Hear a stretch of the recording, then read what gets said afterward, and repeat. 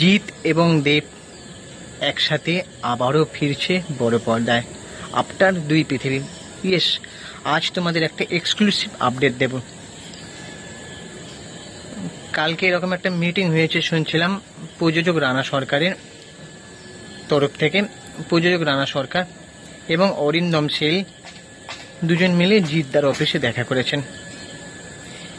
কি কথা হয়েছিল সেই মিটিংয়ে, এবার সেটা জানতে গেলে গাইস তোমরা চ্যানেলটা একটু সাবস্ক্রাইব করে দাও এবং পাশে থাকা বেল আইকনটা প্রেস করে দাও।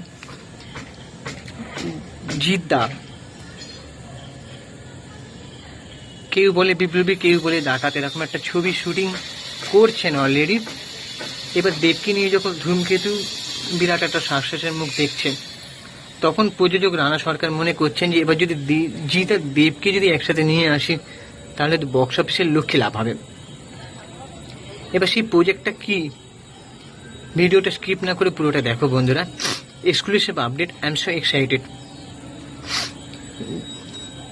তপন সিনহা শরদিন্দু বন্দ্যোপাধ্যায়ের একটা উপন্যাস অবলম্বনে ছবি করেছিলেন ঝিন্দের বন্দি, উত্তম কুমার এবং সৌমিত্র চ্যাটার্জিকে নিয়ে। সেটারই একটা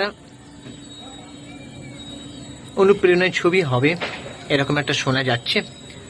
অবশ্য বলে রেখে, এটা অনেকেই জানে না, আজ থেকে প্রায় কয়েক বছর আগে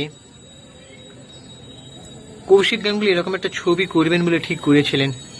উনি ঠিক করেছিলেন জিৎদাকে এবং মুম্বাই থেকে অভিষেক বচ্চনকে নিয়ে এই ছবিটা করবেন। শঙ্করের যে চরিত্রটা সেখানে জিৎদাকেই ভাবা হয়েছে, যেটা উত্তম কুমার করেছিলেন, এবং সৌমিত্রবাবুর চরিত্রটা অভিষেক বচ্চনকে।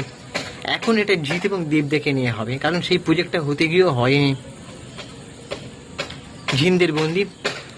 তো আমি জানি না জিৎদা ছবিটা করবেন কিনা, কিন্তু দেব তো রেডি আছে। জিৎদা হয়তো বলবেন যে আমার প্রোডাকশন এর সঙ্গে জয়েন্ট ভেঞ্চার প্রযোজনা করবে, কারণ জিৎদা বোম্বাদার সাথে ওয়ান বলে যে সিনেমাটা ইয়াসের সাথে হয়েছে, সেটা কিন্তু জিৎদার করার কথা ছিল ইয়াসের জায়গায়। জিৎদা সেখানে এসবিএফকে অনুরোধ করেছিল যে সে সহ প্রযোজক হিসেবে সে থাকবে, কিন্তু এসবিএফ চায়নি, তাই জন্য প্রজেক্টটা জিৎদার হাতছাড়া হয়ে যায়। তাই জিৎদা হয়তো এরকম একটা ক্লেম করবেন যে তার প্রযোজনা সংস্থা এটার সাথে জয়েন্ট ভেঞ্চার প্রযোজনা করবে। সবাই যদি রাজি থাকে, আমার মনে হয় না দেবদা এটা নিয়ে কোনো রকম ক্যাচাল করবে। দেবদা সবসময় চায়, আমি রাজনীতি দেবদার কথা বলছি না, আমি একজন সিনেমার অভিনেতা দেবদার কথা বলছি। সে একটা চরিত্রের জন্য সবকিছু স্যাক্রিফাইস করতে পারে। সে হয়তো বলবে যে না, আমি আমার প্রোডাকশনের মধ্যে ঢোকাতে চাই না, আমি আমার প্রযোজনা সংস্থাকে, জিৎদা যদি এই প্রযোজনা সংস্থার জয়েন্ট ভেঞ্চার করতে চাই করুক, কিন্তু জিৎদা প্রজেক্টটা করবে কি না, বা জিৎদার দাবি আরও অন্য সবাই মানবে কিনা প্রযোজক রানা সরকার, এটা আমার ধারণা। কিন্তু ছবিটা যদি হয় তাহলে খুব ভালো হবে, কারণ জিৎদা এবং দেবদাকে নিয়ে যদি একসাথে ছবি হয় বক্স অফিসের লক্ষ্যে লাভ হবে। আর ঝিন্দের বন্দি প্রজেক্টটা খুব ভালো, মাস লেভেলের নয় হয়তো, কিন্তু গল্প হিসেবে একটা ছবি হিসেবে দারুণ হবে। অরিন্দম শীল পরিচালনা করবেন। তো আমার মনে হয় অরিন্দম শীল ছাড়া যদি আরও কোনো, যদি যারা একটু মাস লেভেলের ডিরেক্টর, রাজাচন্দ্র বা রাজ চক্রবর্তী, মানে যারা একটু বাণিজ্যিকভাবে ছবিটা বানায়, মানে অন্যরকম থাকবে প্লাস বাণিজ্যিকভাবে, তাহলে বেশি ভালো হতো। এটা আমার ধারণা। অরিন্দম শীল আশা করি উনি ভালো করবেন।